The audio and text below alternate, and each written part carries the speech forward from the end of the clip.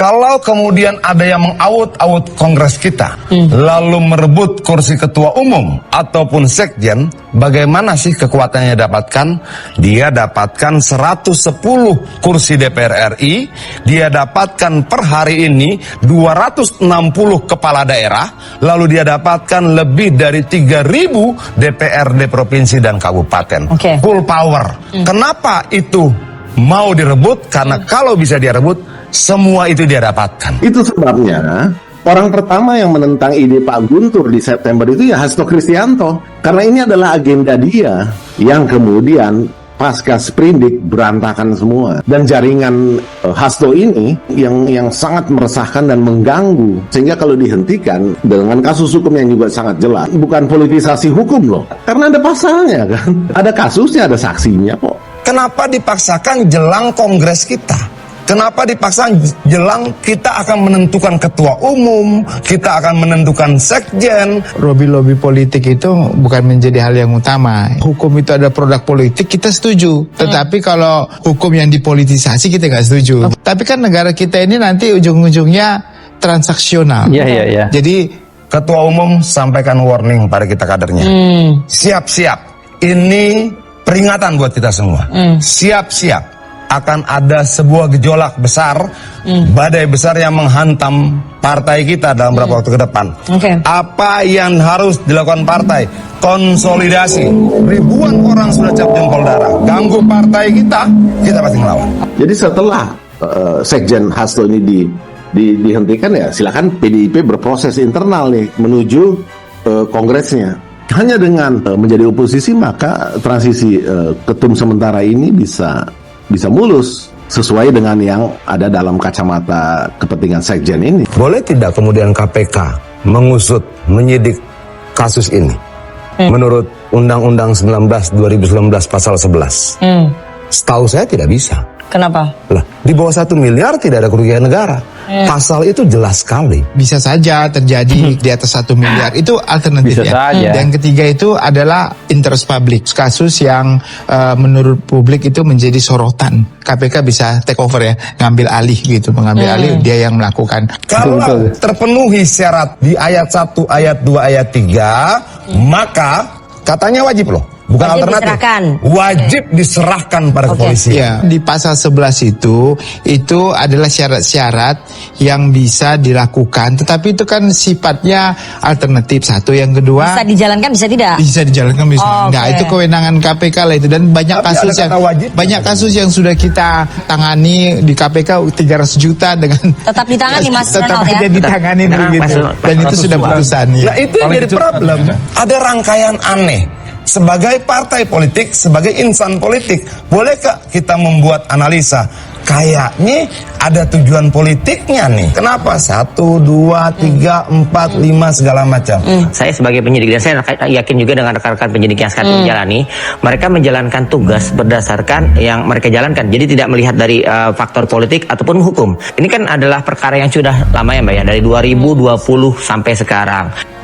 Jumpa kembali sahabat Garsida. Kali ini kita akan menyimak video yang sangat menarik, pernyataan yang sangat menarik dari Yosef Wenas dan Prof Ginting yang membantah pernyataan Adian Napitupuluh yang menyebutkan bahwa ada upaya politisasi dan juga kriminalisasi yang dilakukan terhadap Hasto Sekjen PDIP terkait dengan kasus yang menyeretnya bersama dengan Harun Masiku dalam dugaan kasus suap atau gratifikasi. Dan Adian Napitupuluh juga menyebut ada upaya untuk merebut PDIP pada saat kongres nantinya. Nah, bagaimana selengkapnya? Mari kita saksikan bersama-sama berikut ini. Perdebatan hukumnya kok kayaknya dipaksa banget. Lalu terakhir Ibu Mega katakan ada yang mengincar kursi ketua umum. Oke. Kalau kemudian ada yang mengaut-aut kongres kita, lalu merebut kursi ketua umum ataupun sekjen, bagaimana sih kekuatannya dapatkan?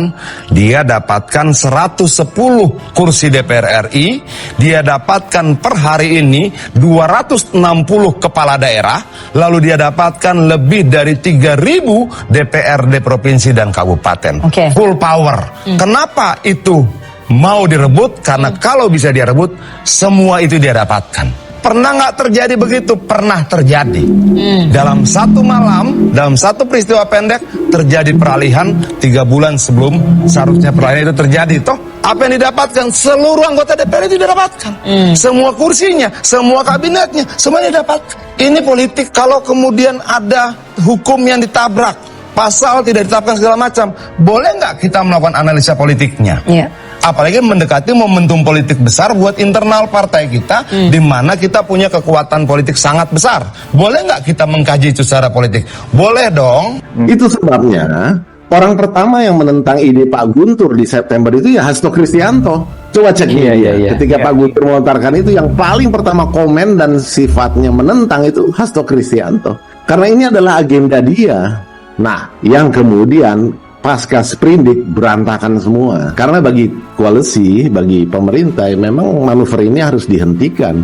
Dari posisi sekjen aja sudah seperti itu gitu loh. Indonesia nggak bisa, ya sulit kita membangun dengan berbagai macam post-truth dan jaringan Hasto ini yang sangat meresahkan dan mengganggu. Itu intinya, dan memang harus dihentikan. Sehingga kalau dihentikan dengan kasus hukum yang juga sangat jelas, bukan politisasi hukum loh, karena ada pasalnya kan, ada kasusnya, ada saksinya kok.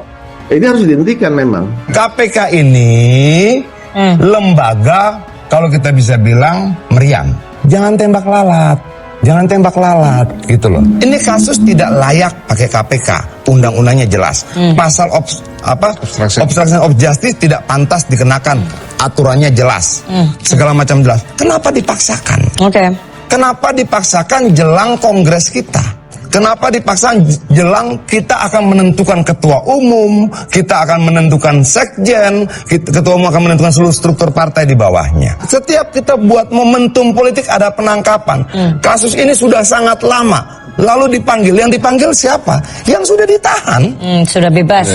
Sudah ditahan, sudah bebas, dipanggil lagi jadi saksi. Tidak ada saksi baru. Saksi yang ada adalah saksi yang pernah dipanggil 4 tahun lalu. Tersangka, terpidana yang pernah dipanggil 4 tahun yang lalu. Kalau kita menjadikan hukum sebagai panglima, saya kira lobby-lobby politik itu bukan menjadi hal yang utama ya. Kalau kita taat kepada aturan itu. Masalahnya selama ini Ya, terjadi. ya tentu kalau produk hukum itu ada produk politik kita setuju. Tetapi kalau hukum yang dipolitisasi kita nggak setuju. Oke. Begitu. Artinya jangan sampai aturan hukum ini menjadi alat untuk meluruskan keinginan politik. Itu kan nggak benar gitu ya. Walaupun sering terjadi, tapi kan negara kita ini nanti ujung-ujungnya transaksional. Jadi dalam suatu hukum yang transaksional itu hukumnya nggak berkembang, pasti nggak berkembang. Makanya perlu ada independensi daripada setiap lembaga negara, termasuk KPK ini. Di sisi lain misalnya, ini dan atau kita perdebatkan, ada KPK 90 orang lakukan pungli. Menurut pasal KUHP 368 kalau tidak salah, ancaman hukuman 9 tahun. Cukup disuruh berbaris oleh KPK minta maaf. Kenapa ini boleh minta maaf? Ini dikejar semuanya. Jadi tadi pernyataannya Bu Mega itu memberikan tekanan psikologis nggak lalu kepada penjelasan KPK bahwa kemudian itu sanksi berat versi Dewas KPK berdasarkan surat Dewas KPK. Katanya seperti itu. Bagaimana ceritanya surat Dewas KPK mengalahkan undang-undang? Baik. Rangkaian peristiwa. Kok aneh? Ketua Umum sampaikan warning pada kita kadernya. Siap-siap. Ini peringatan buat kita semua. Siap-siap.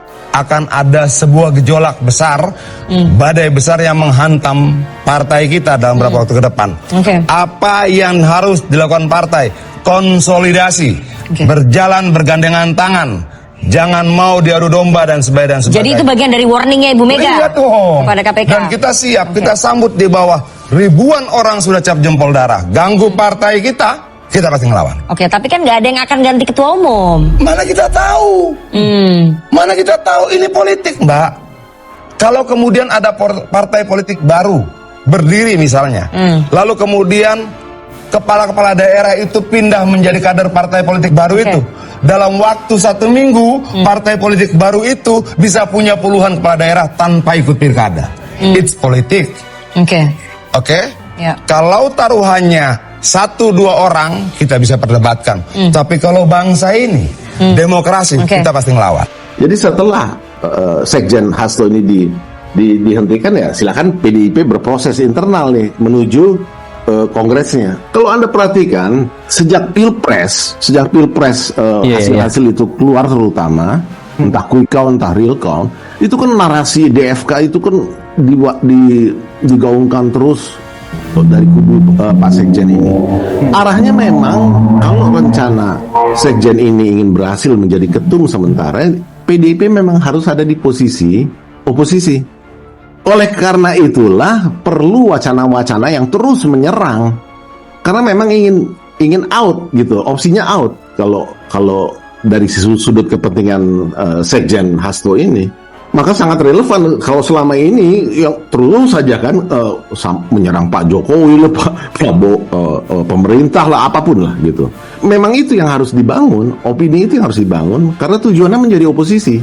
Hanya dengan menjadi oposisi maka transisi ketum sementara ini bisa mulus sesuai dengan yang ada dalam kacamata kepentingan Sekjen ini. Saya ingin tanya, sebagai mantan penyidik KPK, apakah Anda mengakui bahwa intervensi politik terkadang mempengaruhi diskresi para penyidik? Untuk pimpinan sebelumnya, saya merasa seperti itu, Mbak. Oke. Untuk saat ini mungkin berani ya antara... Anda yakin pimpinan sekarang berbeda dengan pimpinan yang sebelumnya? Dipilihnya sama loh, sama DPR, Komisi 3 juga. Ya. Banyak dikritik juga oleh masyarakat sipil. Saya cukup kenal ya dengan pimpinan KPK saya, khususnya Pak Setio. Pak Setio pada saat saya menjabat sebagai penyidik adalah direktur saya langsung, direktur penyidikan. Dan pada saat saya menjalankan tugas atau melakukan penggeledahan, penahanan, bahkan melakukan pemanggilan tersangka atau saksi, beliau tidak pernah mengintervensi atau menghalangi atau menunda-nunda. Berbeda dengan pimpinan sebelumnya. Jadi berkaca dari situ kita bisa yakini, saya yakini pribadi mungkin ada keseriusan dari pimpinan sekarang berbeda dengan pimpinan sebelumnya. Boleh tidak kemudian KPK mengusut, menyidik kasus ini menurut Undang-Undang 19 2019 pasal 11? Setahu saya tidak bisa. Kenapa? Lah, di bawah 1 miliar tidak ada kerugian negara. Pasal itu jelas sekali. Dalam melaksanakan tugas sebagaimana dimaksud dalam pasal 6 huruf E KPK baru ya? Iya. Pertama, melibatkan aparat penegak hukum, penyelenggara negara dan orang lain yang ada kaitan dengan tindak pidana korupsi yang dilakukan oleh aparat penegak hukum dan atau penyelenggara negara dan atau menyangkut kerugian negara paling sedikit 1 miliar rupiah. Ada batasnya. Ada batas pertamanya adalah ada kerugian negara. Dalam kasus ini ada nggak kerugian negaranya? Kedua, di atas 1 miliar. Angkanya berapa? Artinya problem pertama yang disampaikan oleh Pak Jamin Ginting tadi tentang penempatan pasal yang tidak tepat. Kedua, ada pasal lain juga yang tidak tepat. Gitu loh. Nah, dan dalam ayat berikutnya dijelaskan bahwa kalau dia di bawah 1 miliar, KPK wajib menyerahkan kasus itu pada kepolisian. Banyak yang nggak fair gitu loh. Jadi apa yang kita perjuangkan? Ya keadilan itu, kita mau semua diperlakukan adil saja. Prof Jamin, dari Undang-Undang KPK yang baru, apakah memang kasus di bawah 1 miliar rupiah itu memang harus diserahkan ke kepolisian tanpa kerugian negara? Nggak ada perubahan ya, pasal 6 dan ke pasal 11 itu. Jadi itu sifatnya alternatif, ya bukan kumulatif. Jadi bisa saja terjadi kalau penyelenggara negara itu melakukan tindak pidana. Ini kan bukan penyelenggara negara tapi dugaan suapnya dari satu kan penyelenggara negara, kedua yang itu tadi harusnya di bawah di atas 1 miliar itu alternatif ya. Dan ketiga itu adalah jangan lupa ada interest public ya, jadi kasus-kasus yang menurut publik itu menjadi sorotan. Nah itu KPK bisa take over ya, ngambil alih gitu, mengambil alih, dia yang melakukan. Jadi KPK punya kewenangan untuk mengusut kasus ini berdasarkan undang-undang KPK kalau yang baru. alternatif memenuhi ya bisa. Dalam hal tindak pidana korupsi tidak memenuhi ketentuan sebagaimana dimaksud pada ayat 1, KPK wajib menyerahkan penyelidikan, penyidikan, dan penuntutan kepada kepolisian dan atau kejaksaan. Ini persoalan kewenangan. Kewenangan jadi siapa? yang dipersoalkan ini soal kewenangan. Kalau dalam tim hukum kita, ketika kita menemukan pasal, kita tidak cuma membaca penjelasan. Kita akan membaca risalah. Kenapa pasal itu keluar? Karena KPK itu lembaga yang gede banget. Kalau dia mau uruslah yang gede.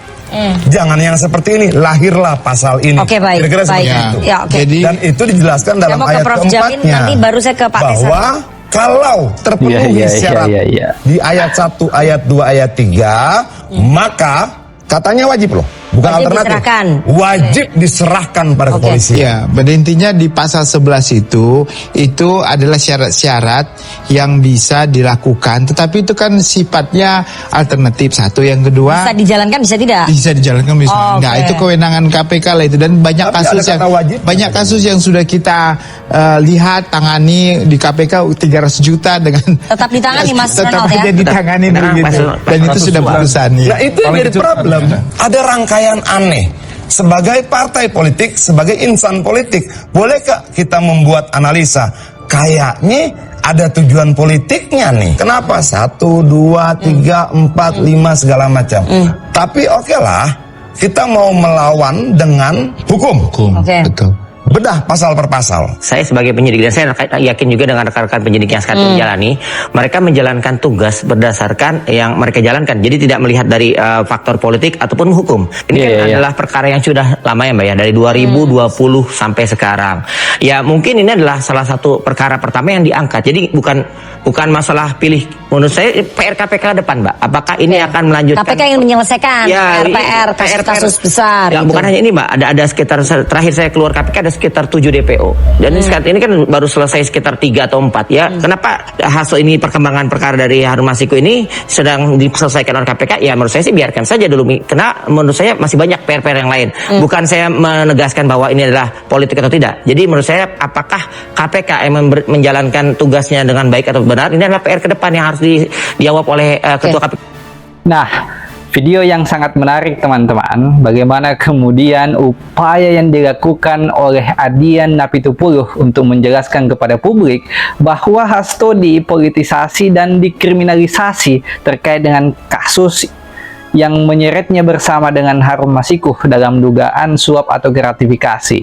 Tetapi itu kemudian Yosef Wenas dan Prof Ginting membantah ucapan Adian Napitupuluh dan menyampaikan bahwa memang kasus yang tengah dihadapi Hasto murni adalah tindak pidana dan tidak ada politisasi, murni mengikuti proses hukum yang berjalan.